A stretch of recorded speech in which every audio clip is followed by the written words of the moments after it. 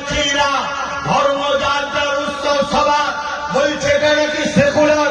আরে একে সেকুলার বলে নে, একে উম্মতে মুহাম্মাদীকে মুশরিক বানাবার জন্য একদল তাগুতি শক্তিদের পরিকল্পনা।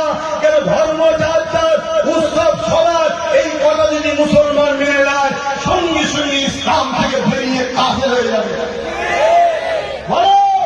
এর বিরুদ্ধে কোন উলামারা লড়াই করছে?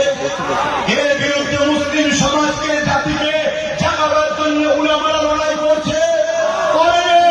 কিন্তু আব্বাস সিদ্দিকী যখন উলামা লড়াই করছে, আব্বাস সিদ্দিকী যখন জাতিকে বুঝাচ্ছে এই জাতি এরা রাজনীতির নামে তোদেরকে তো চাকরি কিনেছে, রাজনীতির নামে তোদের রুজি রুটি কিনেছে, রাজনীতির নামে তোদের অধিকার কিনেছে, রাজনীতির নামে তোদেরকে এখন নাগরিকত্ব কেড়ে নেওয়ার প্ল্যানিরা করছে, রাজনীতির নামে তোর শরীয়তের উপর আঘাত করেছে, রাজনীতির নামে তোর মসজিদ মাদ্রাসা ভাঙছে, রাজনীতির নামে এরা তোর আল্লাহ আল্লাহ রসুলের বিরুদ্ধে কথা বলছে, রাজনীতির নামে এরা তোদেরকে মুশরিক বানাবার প্ল্যান করছে না করেন?